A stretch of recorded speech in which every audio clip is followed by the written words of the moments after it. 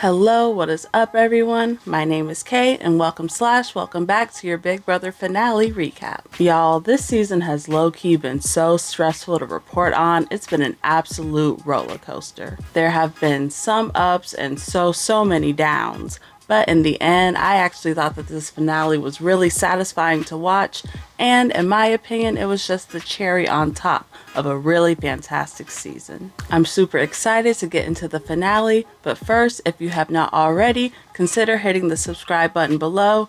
Even though Big Brother is technically over, it would still mean the world to me if you subscribe. I cover other reality shows too, plus it's always a fun time over here. Also, if you've enjoyed my work this past season and would like to support and donate to a small channel, it would be greatly appreciated. I absolutely love watching and reporting on the live feeds, but it is very time consuming, and any support would put a huge smile on my face. Of course, donation is totally not necessary though. Subscribes and likes also warm my heart all the same. Now, let's get into it. So as we saw, this finale episode kicked off with parts 1 and 2 of the final HOH competition. We saw Turner and Monte both win their respective parts, and so now those two will be the only ones who are eligible for the final HOH. Now, in my last video, I predicted that Turner would lose the final HOH comp if he had the chance, because the final HOH is always a quiz comp and Turner did the least amount of studying out of everybody. Now, to his credit, Turner did study a little bit more during his last few days in the house, but as we saw, it was to no avail. When the guys go up to compete for part 3 of the HOH, we see that Monte is the winner and he has won our final HOH of the season. I'm not gonna lie though, y'all, this final comp was tense, okay? Turner was really keeping up with Monte, and for a second there, I thought it was possible that Turner had it. Of course, now Monte has a huge decision to make. A $750,000 decision. Full disclosure, for about the past 2 weeks, Monte had been dead set on taking Taylor to the finals with him. He swore it to her multiple times in the house, while he never really said the same thing to Turner. So when Monte decides to evict Turner and bring Taylor along with him, I'm not too surprised. In fact, last week when Monte and Taylor were getting into their lovers' quarrels, Monte made it pretty clear that he thought Taylor wouldn't be respected by the jury. I was like, do you think that there was like any sort of reason why people felt that way about you at first? Her response was, well, I've heard that before, and I'm not going to sit here and change who I am for people to feel more comfortable around me. And I've also heard people say that when they truly get to know me, that, you know, their impression changes. I really do think that since at the time Monte was upset and hurt by Taylor, he kind of thought that everybody else in the jury would be upset and hurt by Taylor too, just like they were in week 1. See, Monte made the same mistake Nicole did in underestimating Taylor's social skills, but we'll get to that part later.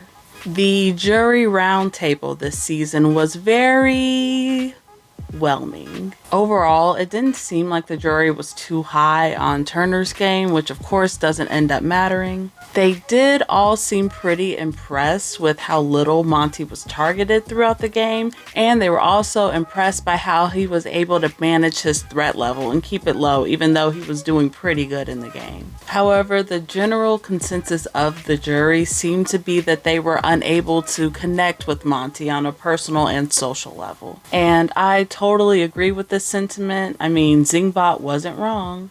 I'm Monte, and I'm so boring.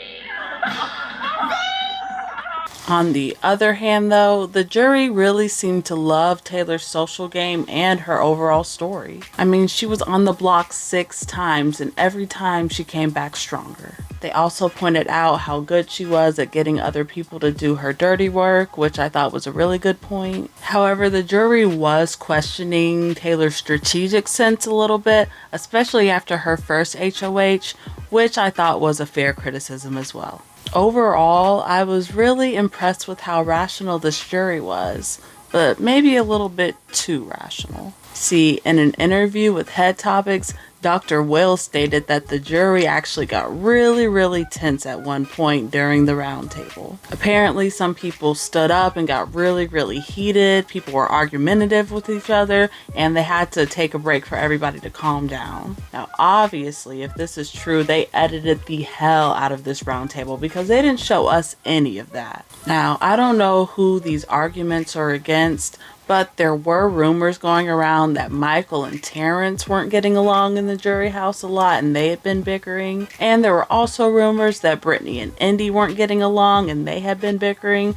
Who really knows? Overall, I'm just a little bit disappointed with how bland and a little bit vanilla the jury roundtable was. Now, when we get to the final jury questioning, this is where I start to get really excited because I know this is where Taylor is going to shine. I mean, she's a pageant queen who does public speaking as part of her job.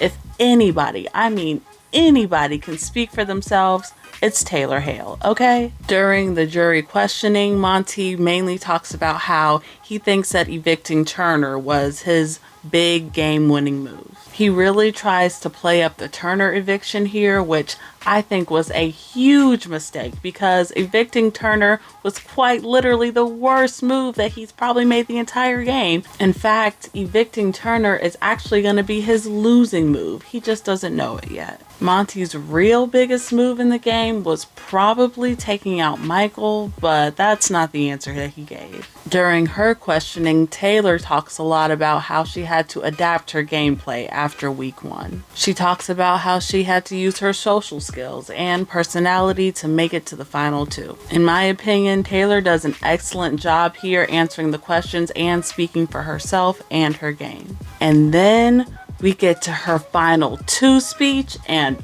oh my god, I'm talking probably the best speech I've ever heard on Big Brother. Monte may have more blood on his hands than me, but as someone who has sat on this eviction block 6 times on an eviction night, I have bled out the most in this game, but I have bandaged myself together every single time and gotten up and continued to fight. I mean, she absolutely ate that little speech up, didn't she? I have overcome so much in this game, and I've come to understand that I am not a shield, I am a sword. I am not a victim, I am a victor. And if there is one word that is going to describe the entire season, it is resiliency. I promise you guys, I never cry at these corny little reality shows, okay? But I started to get a little bit teary-eyed at this one, not gonna lie. And Monte knew he messed up right then. I mean, debating a pageant queen who speaks for herself for a living? Monte could never. After Taylor gives that final speech, I knew it was a wrap. I mean, I was so confident that she was going to win at this point. The only question was, by how much? We then get to the final votes, where it is revealed that by a vote of 8-1, Taylor Hale is the winner of Big Brother 24. Yes, she is. The only person that didn't vote for Taylor was Turner, which was a little surprising to me. I was actually really shocked that Terrance voted for Taylor. I thought for sure out of everybody, Terrance would be the one to vote for Monte. But hey, I'm happy to be wrong. The cherry on top was, not only did Taylor win the game, she also took home the title of America's favorite player too. As she should. I mean, let's be honest, we all know that Taylor was gonna win AFP. I mean, this couldn't have gone any better. Like, this was my dream ending of this season. Taylor winning the final HOH and bringing herself to the end would have been great. But there's just something so poetic about Monte winning the final HOH, bringing Taylor along because he underestimated her, only to epically lose to her in the end. Taylor's karma has just been in full force all season, and we have finally come full circle. Taylor has broken quite a few Big Brother records with her win. Number 1, she's the first Black woman to win a regular season of Big Brother. We haven't forgotten about you, Tamar. She's also the first and only person to win both the game and America's favorite. And on top of that, she's won the most money out of any player in Big Brother history with a grand total of $800,000.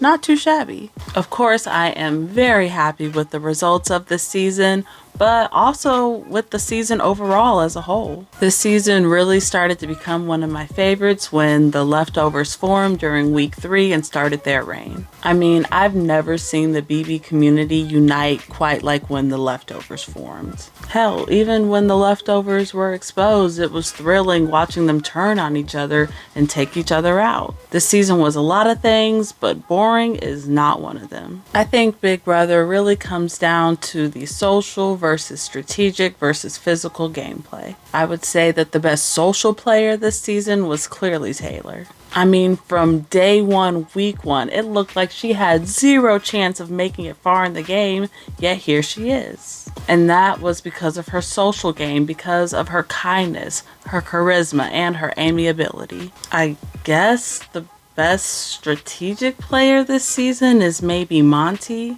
I don't think he's a great strategic player, but honestly, there weren't too many good ones this season, and he did make it to the end, so there's that. An honorable mention is Kyle, controversial as he is. The first half of the game, Kyle was an absolute powerhouse. He was the driving force behind the creation of the leftovers, and he really had everyone wrapped around his finger. Until his downfall, of course. And of course, the best physical comp player this season was Michael. Michael broke the record for veto wins, and he tied the record for comp wins in a single season. Michael is all-star material if I've ever seen it, okay? So, of course, I'm interested to know, what did you all think of this epic finale and the season as a whole? And how do you feel about Taylor Hale as our winner? Let me know in the comments below. I think Taylor is an excellent winner and an excellent representation of the season as a whole. I have thoroughly enjoyed watching the season so much, for the most part, and I've enjoyed conversing with you all the same. I think the season has been pretty epic, and Big Brother is going to have some big shoes to fill next summer for sure. In the meantime, once again, don't forget to hit the subscribe button below. A new season of Survivor has just started, which is always fun. Plus, I'll be doing periodic Big Brother updates in the off seasons as well. I've had a fantastic time recapping the season with you all this summer, and I hope to see you next time. But until then, peace.